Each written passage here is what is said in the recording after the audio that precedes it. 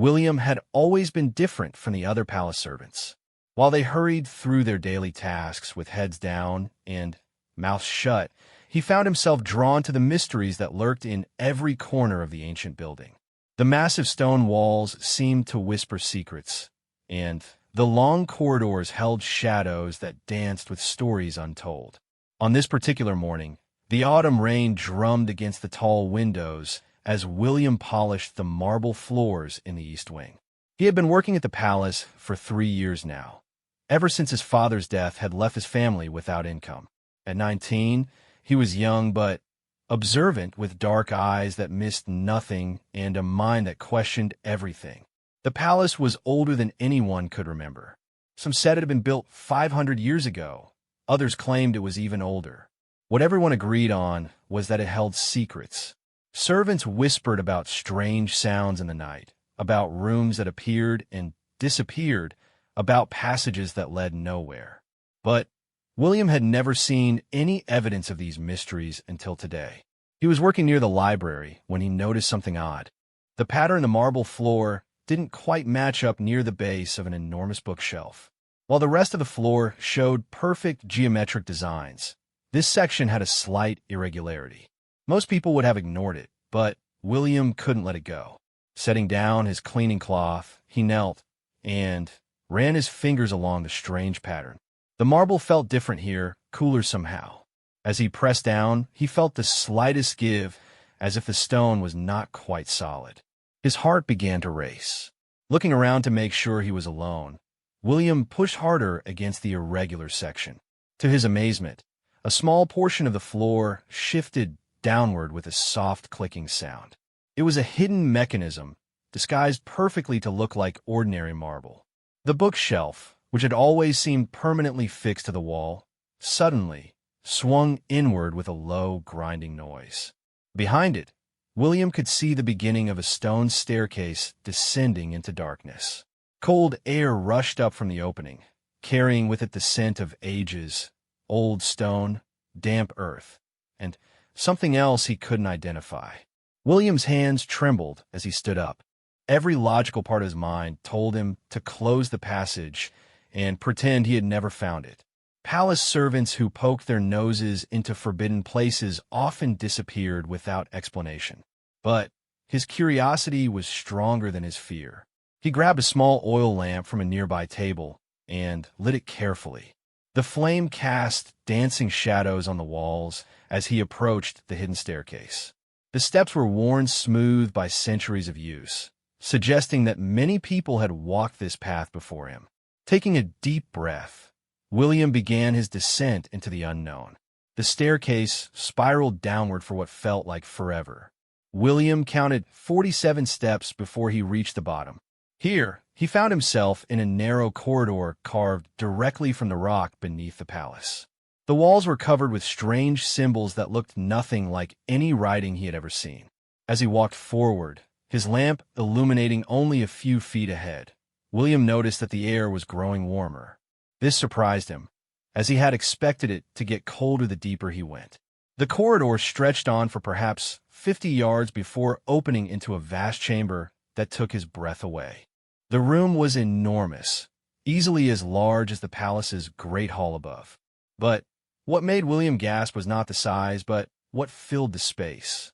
Hundreds of glass containers lined the walls, each one glowing with a soft, otherworldly light. Inside the containers, floating in some kind of clear liquid, were objects unlike anything William had ever imagined. Some containers held what looked like miniature storms, with tiny lightning bolts crackling endlessly inside. Others contained what appeared to be living stars, pulsing with rhythm like heartbeats. In one container, William saw what looked like a small tree, but its leaves were made of pure silver and moved without any wind. In the center of the chamber stood a massive stone table, and on it lay an open book. But this was no ordinary book. Its pages seemed to be made of some material that shifted and changed as William watched. Words appeared and disappeared, written in script from languages he had never seen. As William approached the table, he noticed that the book was not alone. Scattered around it were other objects that defied explanation. A crystal sphere that showed images of places that couldn't possibly exist. A small mirror that reflected not William's face, but the face of someone else entirely. A woman with silver hair and eyes like stars. A simple wooden box that hummed with its own inner music. William reached out toward the book, then stopped himself. Something about this place felt incredibly ancient and powerful. He had the strange sensation that he was being watched, though the chamber appeared to be empty except for himself. Moving around the table, he discovered that the chamber had several other passages leading away from it. Each passage was marked with a different symbol carved into the stone above its entrance. One showed a sun, another a moon, a third showed what looked like a tree, and the fourth displayed a symbol he couldn't identify at all. The air in the chamber was thick with magic, though William wouldn't have used that word to describe it. He would have said it felt like the moment before a thunderstorm, when the very air seems to hold its breath. Every hair on his arm stood on end, and he could taste something metallic on his tongue. Against his better judgment, William found himself drawn back to the mysterious book. As he got closer, he could see that the words on its pages were moving more rapidly now, as if responding to his presence. The strange writing seemed almost familiar, as if he had seen it in dreams he couldn't quite remember. Without quite realizing what he was doing, William reached out and touched the book's cover. The moment his fingers made contact with the strange material, the world exploded into light and sound and sensation. Visions flashed through his mind faster than he could process them. He saw the palace as it had been centuries ago, but it looked different, grander somehow, with towers that reached toward the sky like fingers. He saw people dressed in robes of silver and gold, their faces serene and wise. He saw great machines made of crystal and light, and libraries filled with knowledge that could reshape the world. But he also saw darkness.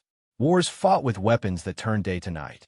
Cities consumed by fires that burned cold instead of hot. People fleeing in terror from something so terrible that even the visions couldn't show it clearly. And through it all, William saw the chamber where he now stood. It had been built as a sanctuary, a place to preserve the most important knowledge and artifact from a civilization that had known it was about to end. The containers holding their impossible contents, the books filled with wisdom, the tools of unimaginable power, all of it hidden away beneath what would later become the palace, waiting for someone who would know what to do with it. The visions faded, leaving William gasping and shaken. He found himself on his knees beside the stone table, his lamp flickering on the floor where he had dropped it. His head pounded, and his mouth felt dry as dust. As he struggled to stand, William realized that something fundamental had changed. The symbols on the walls were no longer mysterious. He could read them now, as easily as if they were written in his own language. The book on the table was no longer a confusion of shifting words. He could see that it was an index, a guide to everything contained in this hidden repository of ancient knowledge. And he understood, with a certainty that chilled him to the bone, that he had been chosen for this discovery. The mechanism in the floor above had been waiting for someone with the right combination of curiosity and pure intent. The book had been waiting for someone who could receive its knowledge without being corrupted by it. William picked up his lamp with shaking hands and looked around the chamber with new eyes.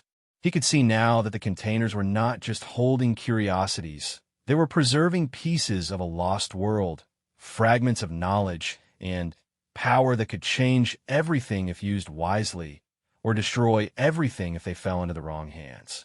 The passages leading away from the central chamber each led to different repositories. The sun passage contained knowledge of healing and growth. The moon passage held secrets of time and memory. The tree passage was filled with understanding of life itself, how to create it, nurture it, and yes, how to end it. And the fourth passage, marked with the symbol he still couldn't quite comprehend, contained something else entirely, something that made the air around its entrance shimmer with potential. William realized that he faced a choice that would define not only his own future, but possibly the future of everyone in the kingdom above. He could return to the surface, seal the passage, and pretend this had never happened. He could continue his life as a simple servant, polishing floors and staying invisible. Or he could accept the responsibility that had somehow fallen to him. He could become the guardian of secrets that kings would kill for and scholars would die to understand. As he stood in the glowing chamber, surrounded by the preserved wonders of a lost civilization, William felt the weight of destiny settling on his young shoulders. The rain continued to fall in the world above, but down here in the hidden heart of ancient knowledge, everything was about to change. He looked once more at the mysterious book, its pages now still and readable. The first entry caught his eye. For the one who opens this sanctuary, know that you carry the hopes and fears of those who came before. Choose wisely, for the power to heal and the power to harm are often one and the same. William closed his eyes and took a deep breath. When he opened them again, his decision was made. He would not run from this responsibility, no matter how much it frightened him. But first, he needed to understand exactly what he had discovered. And that meant exploring each of the passages, learning the extent of the knowledge that had been placed in his care. Starting with the Sun passage, William began his education in wonders that would have seemed impossible just hours before. With each step deeper into the ancient repository, he moved further away from the simple life he had known and closer to a destiny he could never have imagined. The lamp in his hand cast its small circle of light against darkness that had existed for centuries. But William was no longer afraid of what lay hidden in that darkness. He was afraid of what would happen when he brought it into the light. William chose to explore the Sun passage first, drawn by an instinct he couldn't explain. As he entered the corridor marked with the solar symbol, the walls began to emit a gentle golden glow, as if the stone itself remembered sunlight. The passage was longer than the others, sloping gradually downward before opening into another chamber. This room was filled with an entirely different kind of wonder than the main vault. Here, everything seemed to pulse with life and warmth. Gardens grew in impossible abundance, their roots somehow drawing sustenance from pure stone. Plants that had never seen sunlight bloomed in colors that had no names, their leaves shimmering with health and vitality. But these were not ordinary plants. As William walked among them, he noticed that some seemed to respond to his presence. Flowers turned to follow his movement, and vines reached out as if trying to touch him. In one corner, he found a tree whose fruit glowed like tiny suns. When he carefully picked one and tasted it, he felt strength flow through his body like warm honey. Along the walls of this garden chamber, William discovered shelves lined with countless vials and containers. Each one was carefully labeled in the ancient script that he could now somehow read. Essence of swift healing, read one. Draught of restored youth, said another. Potion for mending broken bones, claimed a third. It was a repository of medical knowledge beyond anything the palace physicians had ever dreamed of. William found formulas for curing diseases that had plagued humanity for centuries, treatments for injuries that normally meant death, and potions that could extend life far beyond its natural span. In the center of the garden grew the most magnificent tree William had ever seen. Its trunk was silver, its leaves were gold, and its roots seemed to extend deep into the earth itself. Carved into its trunk were words in the ancient language. The tree of renewal. Its fruit can heal any wound. Its leaves can cure any poison. Its bark can restore any broken spirit. But beware, it gives only what is needed, not what is wanted.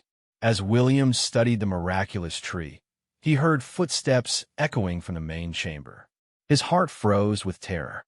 Someone else was in the hidden sanctuary. Moving as quietly as possible, William crept back toward the entrance to the Sun passage. He extinguished his lamp and peered around the corner into the main vault. 3 figures in dark robes had entered the chamber and were examining the ancient book on the central table. The boy found it. One of them was saying, just as the prophecy foretold. "Are you certain it was him?" asked another, her voice sharp with authority. "There is no doubt," replied the first speaker. "The bloodline carries the key. He is the last of the keepers." William's mind reeled. Keepers? Bloodline? What were they talking about? And how did they know about his discovery? "Then, we proceed as planned," said the third figure, whose voice was deeper than the others. "The boy must be prepared. The time of hiding is over. The ancient enemies have found other paths to power, and soon they will move against the kingdom. We will need every advantage these archives can provide." The female voice spoke again, and William detected both sadness and determination in her tone. "He's so young. Perhaps we should wait, give him time to understand what he's inherited." "There is no time," the deep voice replied firmly. "Look at the scrying pools. The darkness gathers strength with each passing day. If we wait, we may lose everything our ancestors died to preserve." William pressed himself against the wall, trying to make sense of what he was hearing. These people knew about the hidden chamber, they knew about him, and they spoke of prophecies and bloodlines as if such things were common knowledge. But, most disturbing of all, they spoke of enemies and gathering darkness. "William," the female voice called suddenly. "We know you're there. Please, don't be afraid. We've waited a very long time to meet you." Realizing he had no choice, William stepped out from the passage, his unlit lamp trembling in his hand. The three figures turned to face him, and he was surprised to see that they had pushed back their hoods, revealing faces that were stern but not unkind. The woman appeared to be in her 40s, with silver-streaked hair and eyes the color of deep water. The first man was older, perhaps 60, with a beard that had gone completely white. The second man was younger, maybe 30, with dark hair and intense green eyes that seemed to see everything. "Who are you?" William managed to ask, though his voice came out as little more than a whisper. "We are the Guardians," the woman replied gently. "My name is Lydia. This is Marcus," she gestured to the older man, "and this is Jonathan," indicating the younger one. "We are what remains of the order that built this sanctuary." "That's impossible," William said, finding his voice. "This place is centuries old." Marcus smiled sadly.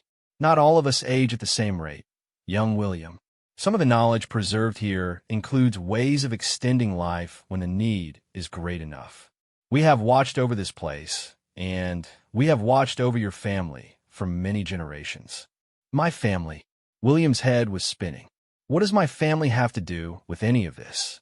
Jonathan stepped forward, his expression serious. "Your great-great-grandfather was one of the original architects of this sanctuary.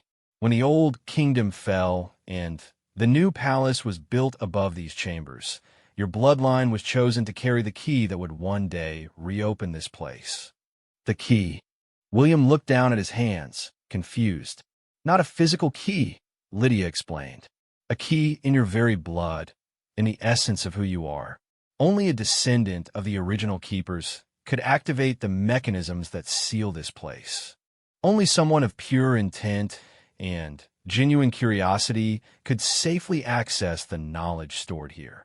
Marcus opened one of the other passages, revealing another chamber filled with what looked like weapons and armor, but all made of materials William had never seen before. This repository contains not just healing knowledge, but also the tools needed to defend the realm when supernatural threats arise. And such threats are coming, William. Sooner than we hoped. "I don't understand," William said, though part of him was beginning to. "What kind of threats?" Jonathan's face grew dark. "The same enemies that destroyed the old kingdom. They call themselves the Shadow Collective, and they have spent centuries growing in power. They seek to plunge the world into eternal darkness, to feed on fear and despair until nothing good remains." Lydia moved to one of the glowing containers and placed her hand on it gently. "For 500 years, we have kept watch. The ancient protections held them at bay, but those protections are weakening.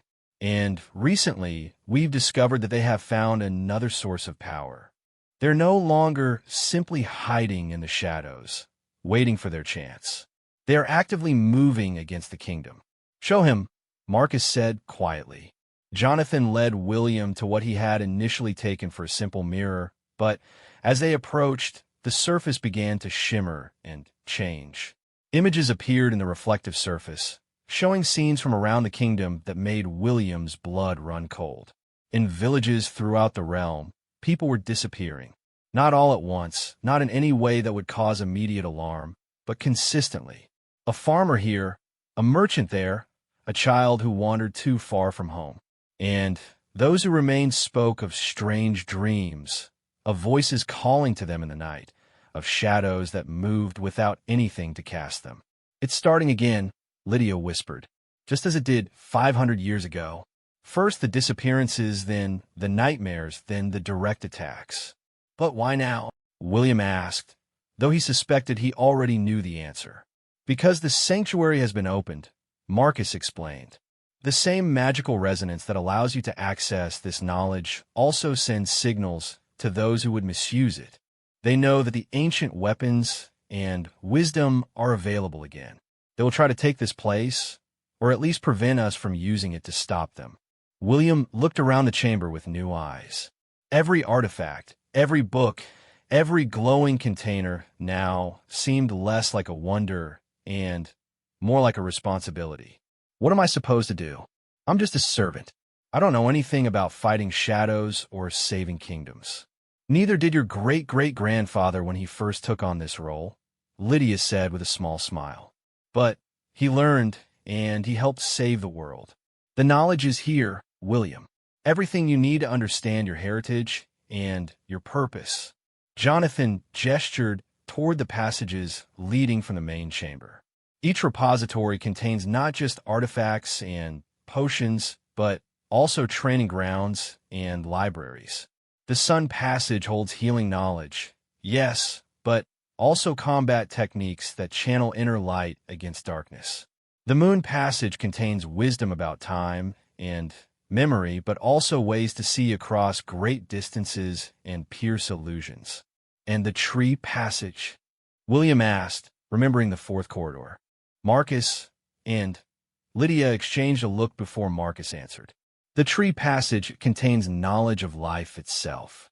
How to create protective barriers, how to strengthen natural defenses, how to help others unlock their own hidden abilities. In the coming fight, you will need allies, William. The Tree Passage will teach you how to awaken the potential that sleeps in others." "And the fourth passage?" William pressed. For a moment, none of them answered. Then Jonathan spoke, his voice heavy with both respect and caution. "The fourth passage contains the most powerful and most dangerous knowledge. Weapons that could level mountains, spells that could stop time itself, secrets that could remake the very foundations of reality. It is to be opened only in the most desperate circumstances." William felt the weight of destiny settling even more heavily on his shoulders. "How long do I have to learn all this?" "The Shadow Collective grows bolder with each passing night," Lydia replied. "We estimate perhaps 2 months before they make their first direct move against the palace. You must be ready by then, not just to fight, but to lead." "Lead?" William's voice cracked slightly. "The king knows nothing of the true threat," Marcus explained. "His advisors would never believe stories of ancient enemies and magical warfare. When the attack comes, the regular army will be useless against supernatural foes. You will need to organize the defense, William. You will need to rally those who could be awakened to their own power and coordinate the use of these ancient weapons." William closed his eyes and tried to process everything he had learned. A few hours ago, his biggest concern had been finishing his cleaning duties. Now he was being told that he was the descendant of powerful guardians, that he was responsible for defending the kingdom against enemies from legend, and that he had 2 months to prepare for the most important battle in centuries. When he opened his eyes, the 3 guardians were watching him with expressions of compassion and hope. "I know it's overwhelming," Lydia said softly, "but you won't be alone. We will teach you everything we can." And there are others scattered throughout the kingdom who carry dormant abilities that can be awakened. Your first task will be to find them and bring them here to train. How will I find them? William asked. Jonathan smiled for the first time since William had met him. The same instincts that led you to discover this place will guide you to others who can help. The blood of the keepers doesn't just allow you to access this sanctuary. It allows you to recognize others who have the potential to stand against the darkness. Marcus moved to one of the bookshelves and removed a volume that looked different from the others. Its cover was plain leather, but it seemed to pulse with a warm light. "This is your first lesson book," he said, handing it to William. "It will teach you the basics of channeling your inner light, of seeing through magical disguises, and of awakening dormant abilities in others. Study it carefully." William accepted the book, surprised by how warm it felt in his hands. As soon as he touched it, he could feel knowledge beginning to flow into his mind, not overwhelming like his first contact with a great book, but gentle and manageable. "We'll return tomorrow night to begin your formal training," Lydia said. "For now, return to your regular duties. Don't let anyone suspect that anything has changed. The Shadow Collective has spies even within the palace walls. How will you get out without being seen?" William asked. The three guardians smiled mysteriously. "The same way we got in," Jonathan replied. "There are many secrets in this palace, William. This sanctuary is just the beginning."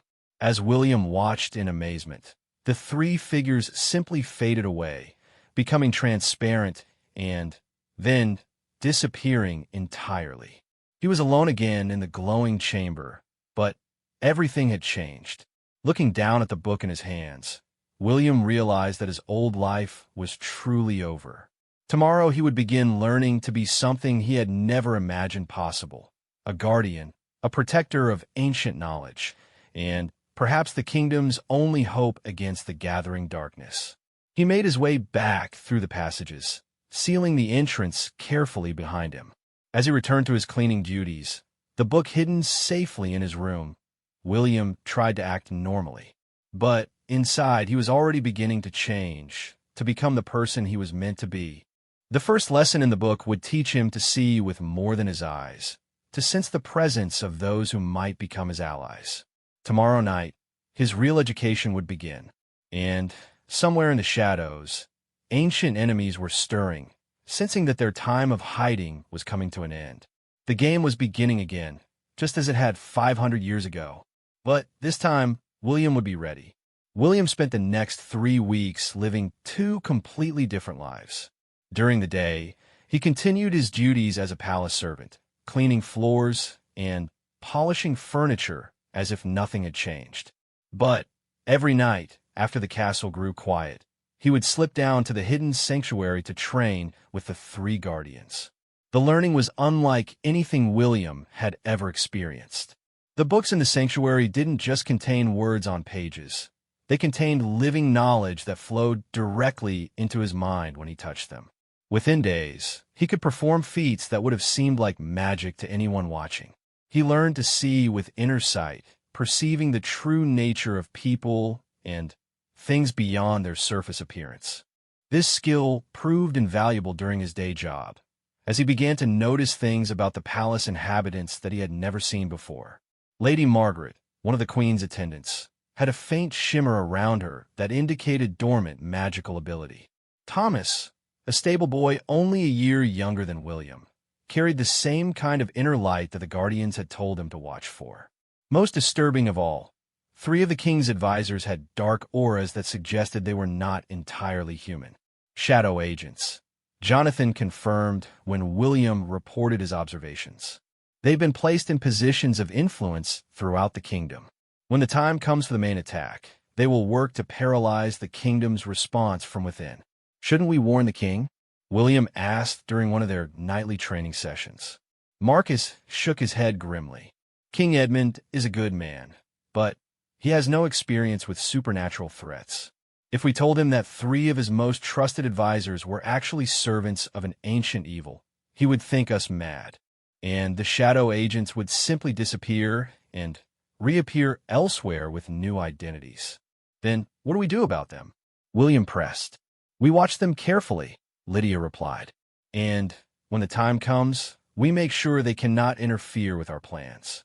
But, for now, are more useful where they are because we know where they are. William's training progressed rapidly. From the sun passage, he learned to channel his own inner light into healing energy and protective barriers. The first time he successfully healed a cut on his hand by simply focusing his will, he stared at his unmarked skin for a full 10 minutes in amazement. The moon passage taught him skills that were even more unsettling. He learned to see across vast distances, to peer into the past by touching objects, and to walk through dreams. This last ability proved particularly useful when he discovered that several palace servants were being influenced by shadow-sent nightmares. It's how they prepare people for conversion, Marcus explained after William reported the disturbing dreams he had witnessed. They fill their minds with fear and despair night after night, wearing down their mental defenses until they could be turned into willing servants. William began entering the dreams of affected servants, using techniques from the moon passage to drive out the shadow influences and replace the nightmares with peaceful sleep. It was exhausting work that left him drained, but he couldn't stand by and watch innocent people suffer. The tree passage proved to be the most challenging area of study. Here, William learned not just about healing and protection, but about the fundamental forces of life itself. He discovered that every living thing carried a spark of the same light he was learning to channel, and that this light could be awakened in others under the right circumstances. His first success came with Lady Margaret. William had been watching her for weeks, seeing the potential that lay dormant within her. During a chance encounter in the corridor, he managed to brush against her hand while helping her pick up some dropped papers. In that moment of contact, he sent a gentle pulse of awakening energy into her dormant abilities. The change was immediate and dramatic. Lady Margaret gasped and stepped back, her eyes suddenly glowing with a faint silver light. For just a moment, she could see the palace as William saw it. The hidden currents of energy, the shadow influences, the connections between all living things. What was that? She whispered, looking around in wonder and confusion. A gift that was always yours, William replied quietly. Come to the East Wing Library tonight at midnight. I have much to explain.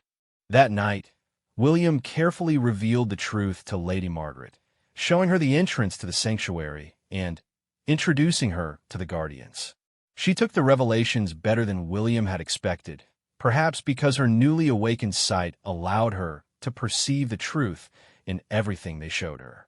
I always felt like I was living only half a life, she confided to William as they explored the healing gardens of the Sun Passage, as if I was meant for something more, but could never quite grasp what it was. Within a week, Lady Margaret had awakened Thomas the stable boy, and he in turn had identified 2 other young servants with dormant potential. Soon William had a small group of allies training alongside him in the hidden sanctuary. But as their group grew stronger, so did the activity of their enemies. The nightmares affecting palace servants became more frequent and more intense. People began disappearing from villages throughout the kingdom at an alarming rate. And, most disturbing of all, reports began reaching the palace of entire communities found empty, with no signs of violence, but no indication of where the inhabitants had gone. They're accelerating their timeline, Lydia observed grimly as the Guardians studied reports from across the realm. Something has made them change their plans. The answer came during William's 4th week of training, when he made a discovery in the moon passage that changed everything. He had been practicing long-distance scrying, learning to see events happening far from the palace.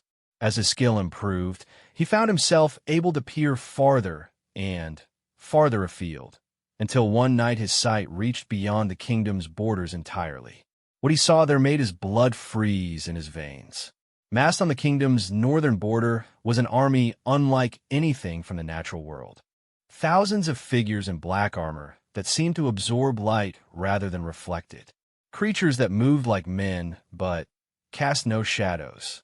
And floating above them all, barely visible against the night sky, were beings of pure darkness that hurt to look at directly. But it was not just the size of the enemy force that terrified William. It was what they were doing.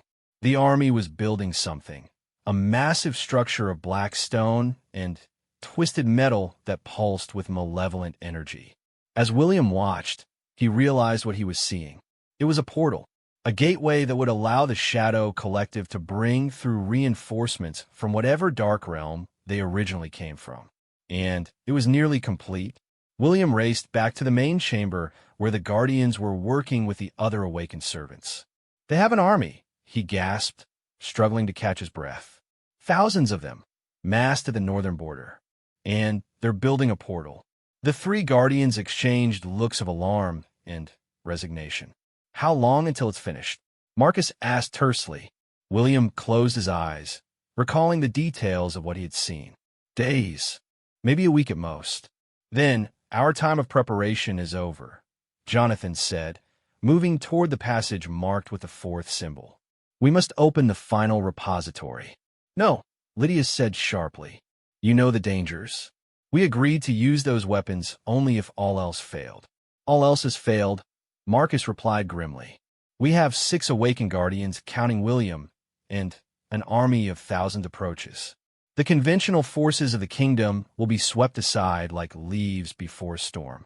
William stepped forward, feeling the weight of leadership settling on his shoulders. "What's in the fourth passage?" Jonathan met his eyes steadily. "Weapons and knowledge powerful enough to level mountains and stop armies, but also dangerous enough to destroy the wielder if used incorrectly. And some things that should never be used at all, no matter how desperate the situation becomes." "Show me," William said firmly. The Guardians led him to the fourth passage, and Marcus placed his hand on a crystal embedded in the wall beside the entrance. The passage unsealed with a sound like thunder, and immediately William could feel the power radiating from whatever lay beyond. The chamber they entered was smaller than the others, but the artifacts contained within it made everything else in the sanctuary seem like children's toys by comparison. Weapons that hummed with barely contained energy lined the walls. Books that seemed to be written in fire floated in protective cases. And in the center of the room stood something that made William's breath catch in his throat. It was a suit of armor, but like nothing he had ever imagined. It seemed to be made of liquid starlight, shifting and flowing while maintaining its shape. The moment William laid eyes on it, he knew it was meant for him. "The armor of the first Guardian," Lydia said softly. "Crafted by the greatest artificers of the Old Kingdom, powered by the concentrated light of 1,000 suns. The one who wears it becomes more than human, at least temporarily." "What's the cost?" William asked, because he had learned that all the most powerful artifacts in the sanctuary came with prices. "Time," Marcus replied simply. "Each time the armor is worn, it draws years from the wearer's lifespan. Use it too often or for too long, and you will burn out like a candle in a hurricane." William nodded slowly. He had expected something like that. Power always came with a price, and the greater the power, the higher the cost. As they explored the rest of the fourth chamber, William was introduced to weapons that could shatter castle walls with a single blow, devices that could create barriers of pure energy, and, most impressive of all, a crystal orb that could coordinate the abilities of all nearby Guardians, allowing them to fight as one unified force. "This is how we'll do it," William said, a plan forming in his mind. "We can't meet their army head-on. We're too outnumbered. But we don't need to defeat them all. We just need to destroy the portal before they can bring through their reinforcements." "A strike force," Jonathan said, understanding immediately. "Hit fast, hit hard, then withdraw." "Exactly. Lady Margaret and her team will stay here to coordinate the defense of the palace and protect the sanctuary. Thomas and the other awakened servants will help evacuate the villages in the army's path. And William gestured to himself, and the 3 Guardians will take the fight directly to the enemy." Lydia looked troubled. William, You're talking about infiltrating an army of supernatural creatures with just 4 people. The odds against success are astronomical. The odds against success, if we do nothing, are even worse, William replied. At least this way, we have a chance. Over the next 2 days, they prepared for what would likely be their final battle. William practiced with the armor of the First Guardian, learning to channel its incredible power while fighting against the exhaustion that came with each use. The others selected weapons and artifacts from the fourth chamber, choosing tools that matched their individual abilities and fighting styles. Lady Margaret proved to be a natural coordinator, her awakened abilities allowing her to maintain mental contact with multiple people across vast distances. Under her guidance, the palace servants began subtle preparations for evacuation, moving the most vulnerable inhabitants to secure locations without arousing suspicion. Thomas and his team worked with local village leaders, spreading word of an approaching army without causing panic. They disguised their warnings as routine precautions against bandits, but made sure that everyone knew where to find safe shelter when the time came. Meanwhile, the 3 guardians shared everything they could with William about the enemy they would face. The Shadow Collective was ancient beyond measure, beings from a realm where light had never existed.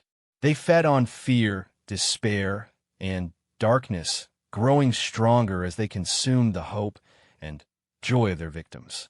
Remember, Marcus warned, their greatest weapon is not their physical strength, but their ability to make you doubt yourself. They will try to fill your mind with images of failure and loss. They will show you visions of everyone you care about suffering and dying because of your actions. You must not let them break your will. How do I fight against that? William asked. By remembering what you're fighting for, Lydia replied. Not just the kingdom, not just the palace, but every person who deserves to live in light rather than shadow. Every child who should grow up free from fear.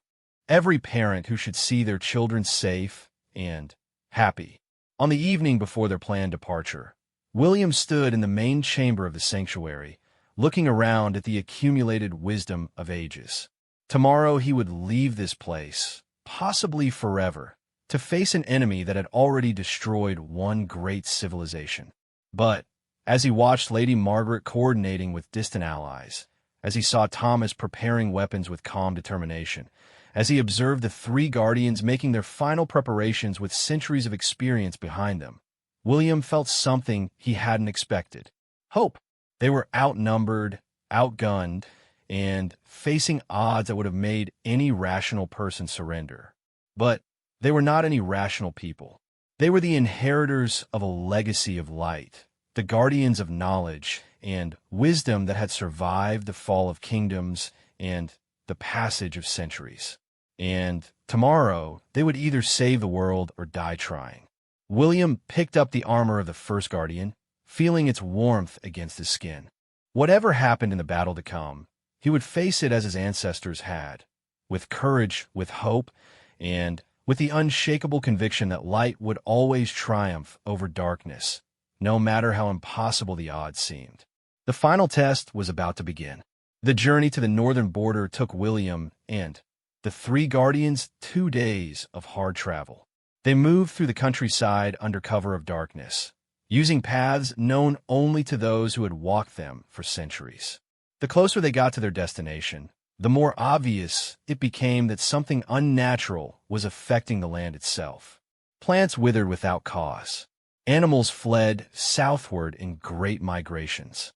The very air seemed to grow thicker and more oppressive with each mile they traveled north. By the time they reached the hills overlooking the enemy encampment, William could taste something metallic and wrong in every breath. What they saw when they crested the final ridge was worse than anything William's scrying had shown him. The Shadow Army had grown even larger, with new arrivals streaming in from the dark portal they had constructed. The gateway itself was a terrifying sight, a tear in the fabric of reality that showed not the landscape beyond, but an endless void filled with writhing darkness. At least 10,000 troops, Marcus whispered as they studied the enemy encampment, and more arriving every hour. Look at the portal. Jonathan pointed to the massive structure. It's not just bringing through soldiers. They're channeling something else, something much worse. William enhanced his vision with techniques from the moon passage and immediately wished he hadn't. Flowing through the portal along with the shadow warriors was pure malevolent energy, spreading across the land like an infection. Where it touched, the ground turned black and barren. Plants died instantly. Even the stones seemed to lose their color and substance. They're not just planning to conquer the kingdom, William realized with growing horror. They're planning to transform it into something like their own realm. They want to turn our world into a place where only darkness can exist. Lydia nodded grimly. It's what they did to their original world, ages ago. They consumed all the light and life until nothing remained but shadow and despair. Then, they moved on to find new worlds to devour. How do we destroy something like that? William asked, staring at the portal that seemed to wound the very sky around it. The portal is anchored by 7 crystals, Marcus explained, pointing to structures around the gateway that William had initially mistaken for decorative elements. If we can destroy 4 of them, the portal will collapse, and the army will be cut off from their reinforcements. What about the ones already here? William asked. Without the portal feeding them energy from their home realm, they'll be vulnerable to conventional weapons, Jonathan replied. The kingdom's army might actually stand a chance against them then. William studied the layout of the enemy camp carefully. The 7 crystals were positioned around the portal in a specific pattern, each one heavily guarded by shadow warriors. Getting close to even one of them would require fighting through hundreds of enemies. We'll need a distraction, William said finally. Something big enough to draw most of their forces away from the crystals. What did you have in mind? Lydia asked. William was quiet for a long moment, then began to smile with grim determination. Me, in the armor of the first guardian, I should be able to draw their attention quite effectively. That's suicide, Marcus protested. You'll be facing thousands of them alone. Not alone, William corrected. With the armor, and with all the knowledge I've learned in the sanctuary. I won't try to destroy them all. I'll just make enough noise to pull them away from the portal, so you 3 can reach the crystals. The 3 guardians exchanged worried looks, but finally, Jonathan nodded slowly. It might work. The armor will make you a beacon of light in their realm of shadows. Every shadow warrior in the army will be drawn to you like moths to a flame. How long will you need to reach for crystals? William asked. If we split up and move fast, perhaps 20 minutes, Lydia estimated. Can you survive that long against an entire army? William thought about all he had learned in the past few weeks. The healing techniques from the sun passage, the illusion and movement skills from the moon passage, the life force manipulation from the tree passage, and the devastating weapons from the 4th repository. I'll have to. They waited until the darkest part of the night, then moved into position. William would approach from the east, drawing the enemy's attention while the 3 guardians struck at the crystals from 3 different directions. The coordination crystal from the 4th chamber would allow them to communicate telepathically during the battle. As William put on the armor of the first guardian, he felt power flow through him unlike anything he had ever experienced. The armor seemed to merge with his very being, enhancing not just his physical strength and speed, but his magical abilities as well. He could feel the life force of every living thing for miles around, could sense the flow of energy through the earth itself. But he could also feel the armor drawing on his life force, burning through years of his future with every moment he wore it. The price for this power was steep, but William had already decided it was worth paying. Ready? Marcus asked through their mental link. Ready, William replied, and stepped out into the open ground before the enemy camp. The reaction was immediate and overwhelming. Every shadow warrior in the camp turned toward him as one, their attention drawn irresistibly to the blazing light of his armor. For a moment, there was complete silence. Then, the entire army began moving toward him like a black tide. William raised his hand and channeled energy from the armor into a massive blast of pure light. The beam swept across the front ranks of shadow warriors, and those it touched simply dissolved, unable to maintain their form in the face of such concentrated radiance. But even as dozens fell, hundreds more took their place. The army surged forward, and William found himself facing a wall of darkness that stretched to the horizon. "Crystals are clear," Lydia's voice came through the mental link. "Beginning our approach." William smiled grimly and prepared for the fight of his life. He drew twin blades from the fourth chamber, weapons forged from crystallized starlight that could cut through shadow stuff as easily as through air. Then, he launched himself into the advancing army. The battle that followed was unlike anything from the stories or legends. William moved through the enemy ranks like a comet, the armor allowing him to fight with speed and strength far beyond human limits. His swords left trails of light with every swing, and with a light touch shadow warriors, they burst into flame and dissolved. But for every enemy he destroyed, two more took their place. The army was vast beyond measure, and they seemed to feel no fear, no hesitation, no concern for their own destruction. They fought with the single-minded purpose of extinguishing his light. William used every technique he had learned, weaving healing magic with combat skills, using illusions to confuse his enemies while striking from unexpected angles. When conventional combat wasn't enough, he drew on the deeper powers of the armor, creating barriers of solid light and launching bolts of energy that could destroy dozens of enemies at once. First crystal down, Jonathan reported through the mental link. William felt a surge of hope, even as shadow claws raked across his armor, leaving scratches that glowed with inner fire. The armor was protecting him, but he could feel its power slowly diminishing with each attack it absorbed. Second crystal destroyed, Marcus announced a few minutes later. William had been forced to retreat to higher ground as the sheer number of enemies began to overwhelm even his enhanced abilities.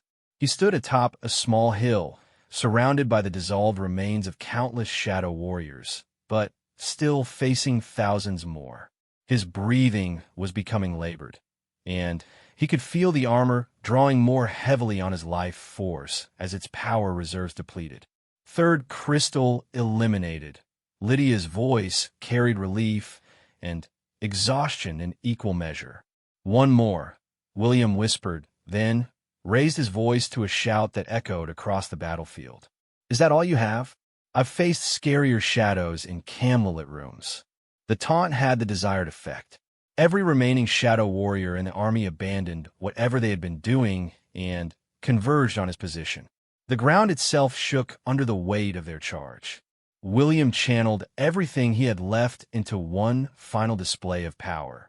Light erupted from his armor in all directions, creating a dome of radiance that vaporized every shadow within 100 yards. For a moment, he stood alone on the hilltop, a beacon of hope in a sea of darkness. Then, the next wave of enemies reached him, and the battle resumed with even greater intensity. Fourth crystal destroyed. Jonathan's triumphant cry reached William just as his armor finally began to fail. The effect on the Shadow Army was immediate and devastating. Cut off from their home realm, the weaker warriors began to dissolve on their own, unable to maintain their existence in a world of light. The stronger ones remained, but they were suddenly vulnerable to conventional weapons, no longer sustained by the infinite power flowing through the portal. But William was in no condition to appreciate their victory. The armor had finally exhausted its power reserves and was drawing directly on his life force to maintain itself. He felt years of his life burning away with each heartbeat, but he held on long enough to fight his way back to where the three guardians were regrouping. "The portal is collapsing," Marcus shouted over the sound of reality tearing itself apart. The massive gateway was indeed failing, its edges flickering and sparking as the anchor crystals lost their hold on the dimensional fabric. William finally allowed himself to remove the armor, and immediately collapsed as the full cost of wearing it hit him. He felt ancient, as if he had aged decades in the span of a few hours. His hair had gone completely white, and lines had appeared on his face that hadn't been there that morning. "How much?" Lydia asked softly, her healing magic flowing into him to ease the worst of the damage. 20 years, maybe 25, William replied weakly. "Worth every day of it." The Shadow Army was in full retreat now, the surviving warriors fleeing southward as their portal finally collapsed entirely. The tear in reality sealed itself with a sound like the universe sighing in relief, and suddenly the oppressive atmosphere that had hung over the land began to lift. "Look!"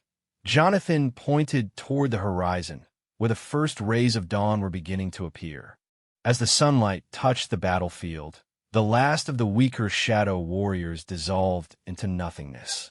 The stronger ones that remained were no longer the unstoppable supernatural force they had been. They were just another army that could be defeated by conventional means. "The kingdom is safe," Marcus said with deep satisfaction. "The portal is destroyed, the army is broken, and the immediate threat is over. For now," William added, though he was smiling despite his exhaustion. "But we've proven that they can be beaten, and now we know what to watch for." The journey back to the palace took longer than their trip north, partly because William needed frequent rest to recover from his ordeal, and partly because they had to coordinate with the kingdom's regular army to mop up the remaining shadow forces. King Edmund never learned the full truth of what had happened. The official story was that a rebel army from a neighboring kingdom had been defeated by a combination of loyal forces and favorable terrain. The king awarded medals to several military commanders and never knew that his kingdom had been saved by a servant and 3 mysterious advisors he had never met. But in the palace, things were different. Lady Margaret had used the crisis to quietly position awakened servants in key roles throughout the castle. Thomas had been promoted to head of palace security, a position that would allow him to watch for future supernatural threats. And William himself had accepted a new role as the king's personal librarian, a job that gave him access to every part of the palace while appearing completely harmless to any potential enemies. The hidden sanctuary beneath the palace remained active, with new guardians being awakened and trained on a regular basis. William established a network of watchers throughout the kingdom, people who could recognize the signs of supernatural threats and report them before they grew too dangerous. The ancient knowledge was no longer hidden away in secret chambers. Instead, it was carefully integrated into the kingdom's defenses, with healing techniques taught to physicians, protective spells woven into important buildings, and combat skills passed on to selected soldiers who showed the right potential.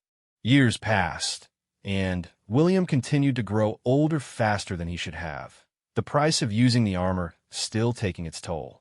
But he didn't regret his choice. The kingdom prospered under the protection of its hidden guardians, and other realms began to take notice. Delegations arrived from neighboring kingdoms, bringing stories of their own supernatural problems and requesting help.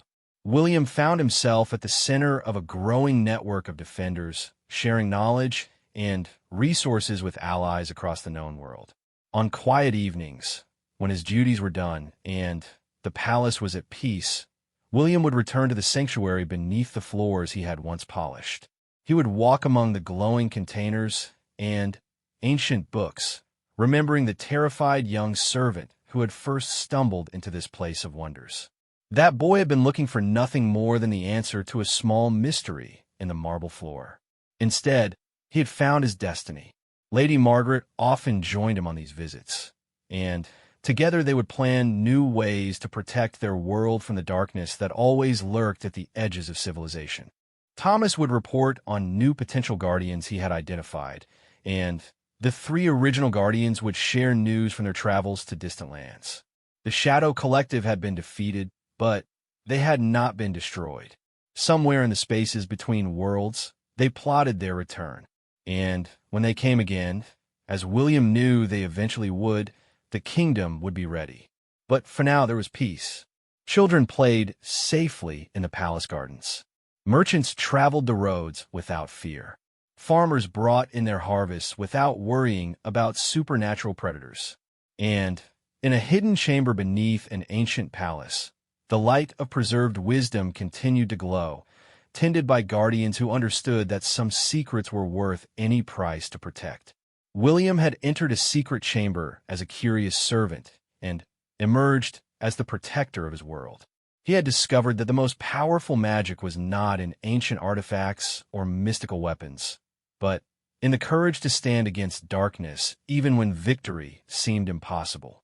The boy who had polished floors was gone forever, replaced by a man who had learned that true strength came not from the power to destroy enemies, but from the wisdom to inspire others to stand beside him in the light.